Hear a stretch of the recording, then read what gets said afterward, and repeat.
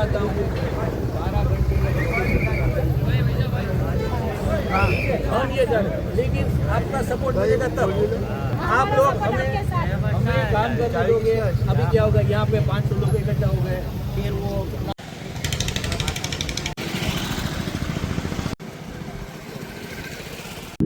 નમસ્કાર દોસ્તો, કાયદો અને વ્યવસ્થાની ધજી આવડાવતી ઘટના છે તે આપણા ગીર સોમનાથ જિલ્લાના વડા મથક વેરાવળથી સામે આવી છે।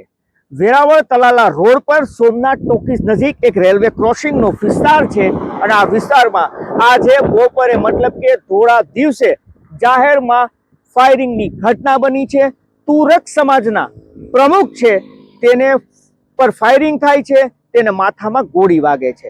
જાવીદ ઉર્ફે જાવીદભાઈ વાંદરી કરીને છે, તેમના ઉપર હુમલો થાય છે, તેમને ગોળી મારવામાં આવે છે। ગોળી માર્યા બાદ આ શખ્સો છે તે ફરાર થઈ જાય છે। આખરે પોલીસે નામ જાહેર કર્યા છે, કોણ છે આ જાવીદ વાંદરી અને તેના ઉપર કેમ ફાયરિંગ થયું છે, ફાયરિંગ કરનાર કોણ શખ્સો છે, આ તમામ મુદ્દે વાત કરીએ, વિડીયોની શરૂઆત કરીએ। નમસ્કાર દોસ્તો, હું છું દિલીપ મોરી અને આપ જોઈ રહ્યા છો નમસ્તે ગીર। આપણા ગીર સોમનાથ જિલ્લાના વેરાવળના તલાલા વેરાવળ રોડ પર સોમનાથ ટોકીઝ નજીક એક રેલવે ક્રોસિંગ છે અને આ વિસ્તારમાં બપોરના 1 વાગે સનસનીભેર એક ખબર છે તે સામે આવે છે।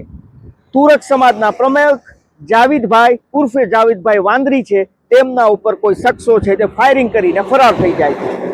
તેમને ત્યાંથી હોસ્પિટલ ખસેડવામાં આવે છે, વિમ્સ હોસ્પિટલ છે ત્યાં તેમને સારવારમાં લઈ જવામાં આવે છે।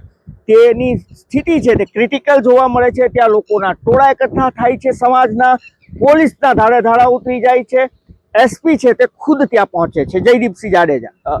અને બીજી તરફ જે ઘટના સ્થળ છે ત્યાં એફએસએલની ટીમો પહોંચે છે, એ વિસ્તારને કોર્ડન કરી લેવામાં આવે છે, એફએસએલના સેમ્પલ લેવામાં આવે છે, અલગ અલગ પોલીસ છે તે ટીમો બનાવે છે, એસઓજી એલસીબી સ્થાનિક પોલીસની અલગ અલગ ટીમો બનાવવામાં આવે છે। તપાસનો ધમધમાટ શરૂ થાય છે।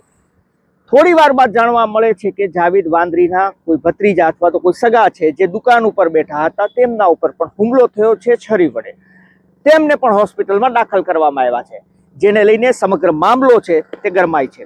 વેરાવળની અંદર, વેરાવળ શહેરની અંદર તુરક સમાજના પ્રમુખ ઉપર હુમલાની ઘટના બને, ફાયરિંગની ઘટના બને અને લોકો છે તે ત્યાં હોસ્પિટલે મોટું ટોળું પહોંચે છે, તેને ગંભીર હાલતમાં જુનાગઢ રિફર કરવામાં આવે છે। બીજી તરફ જે ગીર સોમનાથ જિલ્લા પોલીસ વડા છે જયદીપસિંહ જાડેજા, તેમનું પ્રતિક્રિયા સામે આવે છે।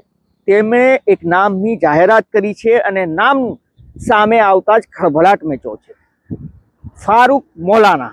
જી હા, આ ફારૂક મોલાના માત્ર વેરાવળ નહીં, ગીર સોમનાથ જિલ્લામાં મોટું નામ ધરાવે છે અને આ ફાયરિંગ પાછળ ક્યાંક ને ક્યાંક તેનો હાથ હોવાનું પોલીસને લાગી રહ્યું છે। પોલીસનું એ પણ કહેવું છે કે માત્ર એક જણો ફાયરિંગમાં નથી, પરંતુ 4 થી 5 નામો છે જે પોલીસના સામે આવ્યા છે। જાવીદ વાંદરી છે, તેમની સાથે ચૂંટણીનું કોઈ બંદૂક હતું અથવા તો પારિવારિક કોઈ બંદૂક હતું અને આ તણાવ હતો એવું પોલીસને લાગી રહ્યું છે। પોલીસનું કહેવું છે કે આ કારણોસર તેમના ઉપર ફાયરિંગ થયું હોવાનું મનાય છે, પરંતુ સવાલ એ છે કે જે જાવીદભાઈ વાંદરી છે તેમના ઉપર પણ ભૂતકાળમાં ગુનાઓ નોંધાયેલા છે, તેને ઉપર ગુસ્સીટોક થઈ હતી એવું પણ જાણવા મળી રહ્યું છે, ચર્ચા થઈ રહી છે, પાકું નહીં પરંતુ પોલીસ સૂત્રોમાંથી જાણવા મળી રહ્યું છે કે તે 14 જણાની ગેંગ હતી જેમને ભૂતકાળની અંદર તેમના વિરુદ્ધ ગુસ્સીટોકની ફરિયાદ થઈ હતી। તે જેલમાં હતા, જામીન ઉપર છૂટ્યા છે અને તે શાયદ હદપાર હતા, મતલબ કે જિલ્લા હદપારનો તેના ઉપર એ શરતે તેમને જામીન આપવામાં આવ્યા હતા, પરંતુ આજે તેના ઉપર આ ફાયરિંગની ઘટના બની છે। સવાલ એ છે કે જાવીદભાઈ વાંદરી અને ફારૂકભાઈ મોલાના વચ્ચે શું ચૂંટણીનું જ બંદૂક હતું, શું પારિવારિક કઈ બંદૂક હતું? આ બે સવાલ પોલીસના છે। પરંતુ ત્રીજી વાત એ પણ સામે આવી રહી છે કે શું ખરેખર ફારૂક મોલાના છે કે અન્ય કોઈ ફારૂક મોલાનો હાથ છે કે કેમ? જે લોકોએ શૂટ કર્યું છે, ફાયર કર્યું છે, એ લોકો શું વેરાવળના છે કે બહારના છે? તેની પાસે ગન ક્યાંથી આવી, પિસ્તોલ ક્યાંથી આવી? આ પણ અનેક સવાલો છે। જાવીદ વાંદરીના ભત્રીજા છે, તેમના ઉપર શું કારણે હુમલો થયો છે એ પણ એક મુદ્દો છે। તો આવા અનેક મુદ્દાઓ છે જે હાલ ચર્ચાનો વિષય બન્યા છે। પોલીસે અલગ અલગ દિશાઓમાં તપાસ શરૂ કરી છે। સીસીટીવી કેમેરા હોય, હ્યુમન સોર્સિસ હોય, બાતમીદારો હોય, આ તમામમાં પોલીસે ઝીણવટભરી તપાસ છે તે શરૂ કરી છે. લાગી રહ્યું છે કે પોલીસ છેલ્લા 24 કલાકમાં, આવનારા 24 કલાકમાં આરોપીઓના ગિરોબાન સુધી પહોંચી જશે તેવું લાગી રહ્યું છે, કારણ કે પોલીસ પાસે નામો પણ સામે આવી ચૂક્યા છે. હવે પોલીસ આ સમગ્ર મામલે જ્યારે તપાસ પૂર્ણ થશે ત્યારે ખૂબ ચોંકાવનારા અને મોટા ખુલાસા કરી શકે છે.